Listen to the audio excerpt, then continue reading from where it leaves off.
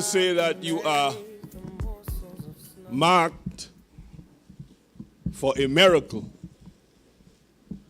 but there are 3 prerequisites for that miracle to take place. These are 3 prerequisites that is necessary in every aspect of life, in every area of need. These prerequisites are necessary. Let me say the scene of the text, and I'm cutting through some of it, but let me take you by the pitiful sight in this text. The pitiful sight is that you have a lot of people lining up at a pool or besides a pool to get something fixed. A lot of people looking for an answer. And the pitiful sight is representative of the plight of all humanity. The pitiful sight is representative of you and me and our families, society. It's a sight where you have people, according to the text, who are, now I like the King James or the NIV, some say they were impotent people.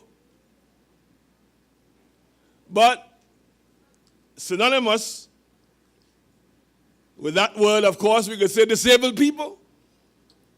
We could say, I don't want to say differently, able people. People who have infirmities, weaknesses. People who were crippled. They had feet, but they couldn't walk. People who had eyes, but could not see. People who had ears, but they could not hear. People whom some of them had 1 foot, some even had no feet. And that truly is a pitiful sight. To see this crowd of people waiting for something to happen. Whether it is a superstitious belief, some of the scholars will say that if you enter the pool at a certain time, when the water is stirred by an angel, you will be made well. It's a pitiful sight. And there are many people who are impotent, who are disabled, physically disabled. Some people, of course, many of us are not only physically disabled, but we have moral disability. We have feet, but we can't walk. I'm not talking about walking physically, walk in the sense that we can't walk right. We cannot do the right thing. We cannot live a righteous life. We have mouth, but we can't speak right. All that comes out from our mouth is cursing, deceit, and lies. We just can't tell the truth. We just can't speak decently to people. We just use an expletive. It reminds me of myself. I used to curse. But I really wanted to stop cursing. Until I met Jesus. He made a difference. So I quickly hasten to say today that if you have any form of impotency or disability, that Jesus Christ is passing your way. You are marked for a miracle. The pool also is a place of chaos. Now you have to think about it. Now we Tobago and Trinidadians know about that whole chaos situation.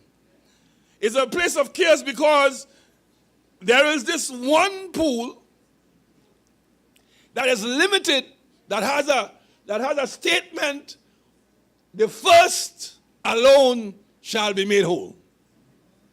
And somewhere, according to sociology, wherever there is a scarcity of resources and a greater demand for that resource, it is bound to bring chaos and conflict.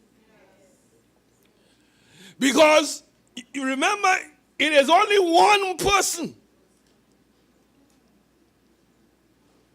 I don't know how often the pool was troubled. It appeared to be, and I could be wrong, once a year. So you had only one time of the year to get healed. One person alone could be healed. And you had all these people, and imagine chaos. Some hopping, some jumping, some rolling, some crawling. Now imagine cussing taking place. Imagine pushing, slapping, kick. If they could kick, they're kicking. Imagine some bouncers coming there too to carry their boy in. Because, I mean, you know that.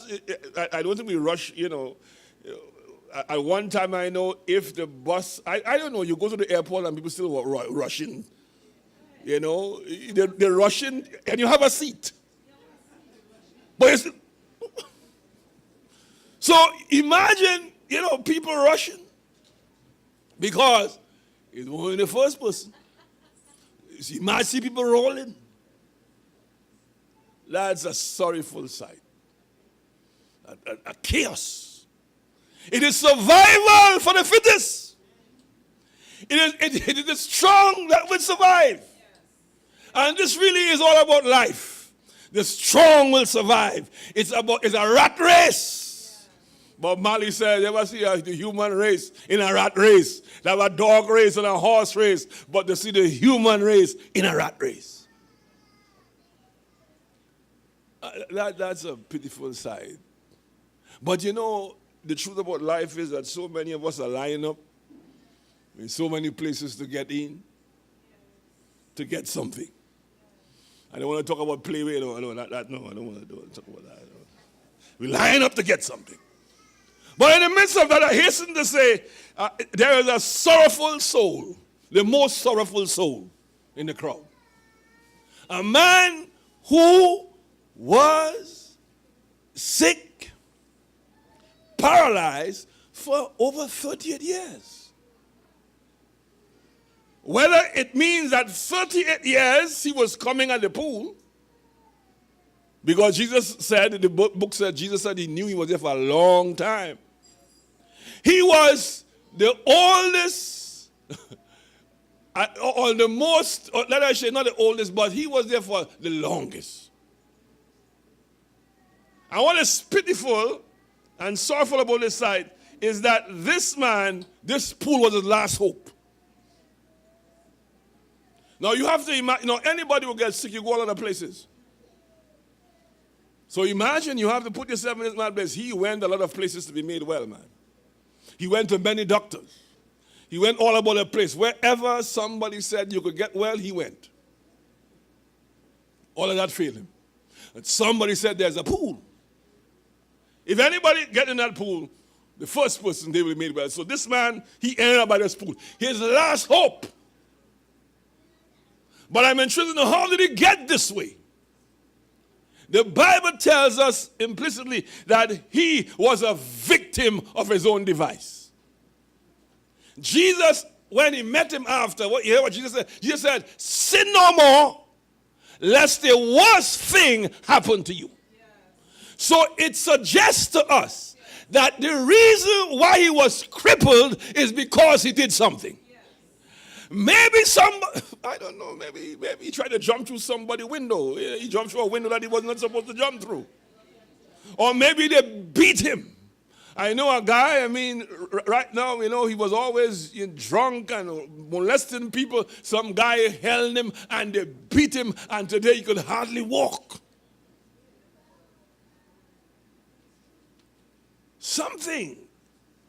He was a victim of his own device. And the truth about life is that many of us, where we are today, is that we are victims of our own device. Now, of course, there are some situations where you are a victim because of what somebody else did. There are people who are disabled because their mother or their father didn't do the right thing. I know of a girl, she is cognitively, she is disabled because her mother drank rum. But in his situation, it was a situation where he did something wrong. And I want to say to you, wherever you find yourself in life, it is because 99% of the time, it is because of your own doing. What the sorrowful was, but he began to blame people for his situation. When Jesus asked him, he said, "Would you be made whole?" He said, "The whole thing about, I have no man, nobody ain't helping me." Some of us like to blame people for where we are in life. We blame our mother, we blame the teacher, we blame this one, you blame even the person you're with for giving, but let's tell you, nobody but you are responsible for where you are. And so, apart from that, he was a man who was helpless.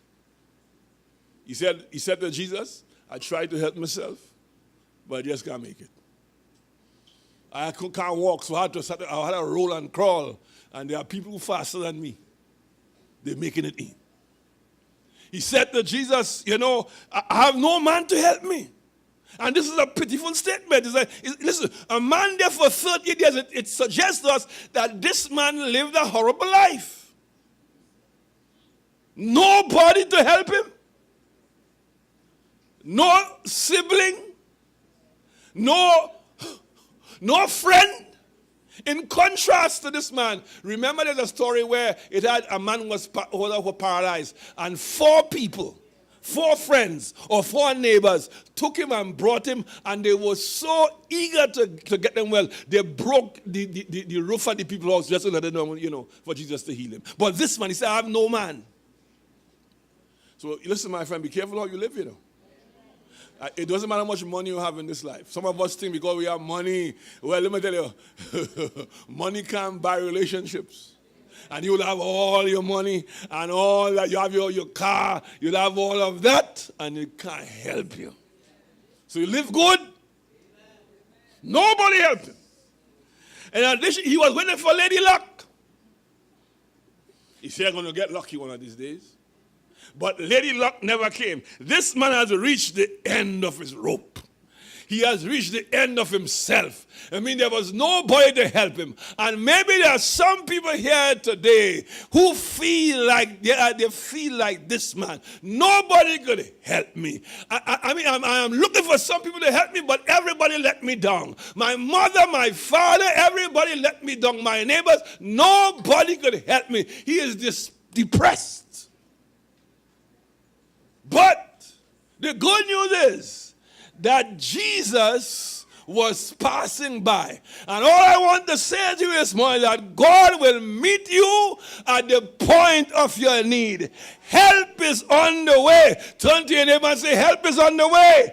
When all else fails, Jesus never fails. When people fail to help you, Jesus is going to help you. When your mother and your father forsake you, Jesus is going to pick you up. When the man leave you, Jesus is going to pick you up. When the sister leave you, Jesus is going to help you out. It doesn't matter what it is. Jesus is passing this way. But there are 3 prerequisites that are necessary if you want to experience a change. Is there anybody here today who looking for something different? Is there anybody here today who looking for a change of life? Is there anybody here today who is looking for a change of situation? Is there anybody here today who is fed up of their condition? Is there anybody here today who is looking for Lady Luck to appear? you're in the right place. The first prerequisite is simply this. And Sister Angela just make my first point. Very simple. You need to be at the right place at the right time. He was at the right place at the right time. Ray Kroc, I learned that he was the man who started the McDonald's burgers, the franchise. He says there are two most important requirements for success. He said the first is being in the right place at the right time. And then he says, I will come at doing something about it. Life is about place and time. Even Jesus, God sent Jesus into the world at a particular time in history, at a particular place. The Bible says when the fullness of time came, God sent his son into the world. He sent him at a time when the world would have been ready. It was ripe and ready for Jesus. Because Rome controlled the world, Rome ruled the world, access was very easy from place to place. You don't have to get no visa. It's like Trinidad and Tobago. All you need is some identification. And you can go wherever you want. And that's one of the reasons why Christianity spread with such rapidity and speed in the Roman world. Because it was at the right time and the right place. One guy says, passing exams and papers, qualification can take you so far. A lot depends on luck and being at the right place at the right time. Now, luck, my friends, is defined. Let me tell you what luck is. Luck is when opportunity meets readiness or preparation. That's what luck is. Luck is not just what you're just lucky. But wherever opportunity meets readiness, you find this is what you call luck. And so this man, he was at the right place at the right time. My friends, when you're at the right place at the right times, things that are blessing or blessed happen to you, success happen. When you are in the wrong place, in contrast, at the wrong time, you could lose your life. The second prerequisite is you have to meet the right man. He was on the right place at the right time, but he met the right person. You see, life is all about connection and relationship. Every person inside here today, you are where you are because you met the right person. There are people I know who could never have passed mathematics when they went to secondary school. Because the teacher who taught them, because all of us learn differently, and some of us are slow learners, some of us, we learn a certain way. And there's a person I know, she didn't get maths when she was in secondary school. But there was a certain guy who was not a teacher in the sense of he went to teacher training college. This man could have taught maths, and he simplified so that she could understand. And when she did it, she got it because she met the right person. And so in this life, every person, there are people who will be coming to your life every time in this life. Every person comes into your life for a reason and sometimes for a season. It's just something we want to hold on to them. I see my sister, yeah, they understand what I'm saying. They know what I'm saying. Now, some people comes in as, the mathematical system. You have division, subtraction, and you also have addition. Some will come in your life and they're plus. Some will come in and they're minus. Some will come in and they divide. Now I know where you are. Whitney Houston, she met the wrong man. She was going all good. She met Bobby Brown. Bobby Brown, messed up that sister's life. I said it, but I know what I'm saying, and I'm saying it with some reservation, because the truth about life is that we all have a choice in the matter. But she met the wrong man. She had been a crackhead, just like him. And she died. Her daughter, same thing. Some people come and mess up your life. So you have to be careful of the people you associate with. Now, there are some people in life who don't want to help you at all. They could, but they just wouldn't. There are some people in life who want to help you, but they just can't. They don't have the power to. I remember my father went to get a loan some years ago, and he talked to the loan officer. He said, well, we can't help you. There are some people, on the other hand, who could really help you. So while he was talking to the loan officer, and he was about to leave, the manager heard the conversation. That was the right person. These people have authority. They could help you. They could help you. And so he got the loan. He met the right person. And this man, all of his life, he met people who didn't want to help him. He said, no man help me. He couldn't help himself. But he met Jesus. Jesus is the right man. The third prerequisite is that you have to take the right action. That one is critical. It says, and I read to you, talent will not make you successful. Neither will being at the right place at the right time. Unless you are ready. Unless you are ready. Unless you embrace the opportunity. Unless you do what is right. Unless you respond. You see, that's the problem with most people. Most people are where they are because some of them, they were in the right place at the right time. They met the right person, but they did not take the right action. And it doesn't matter, my friend, you need to take the right action. Unless you are ready, nothing happens. I read about this millionaire. As a matter of fact, it is said that most people, the Jewish people in the Bronx, research have shown that they became lawyers in America, and they were the most successful lawyers because they were born at a particular time. They were born at a time as immigrants, and let me say they went to the school when there were small classes. It was built for big classes, but because of the Depression, a lot of people couldn't enter the schools, but they had the means and they entered the schools. And because of small classes, they get better attention. They became the best lawyers. They have some of the best doctors. There is something about being at the right place, at the right time, and connecting with the right person. But in spite of all of that, is what you do with it.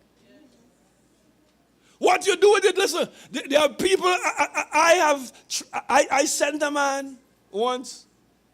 I saw him, this guy, he was like a vagrant,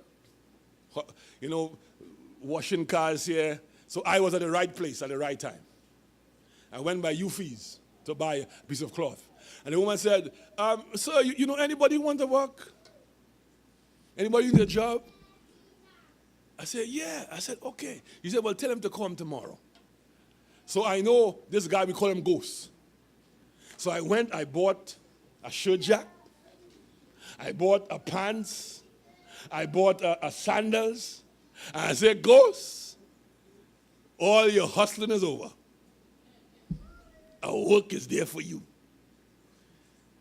He put on the shirt jack. He put on the pants. The next day, and he went down. He got the job. The next day or so, the woman called me. Said, I didn't see the boy.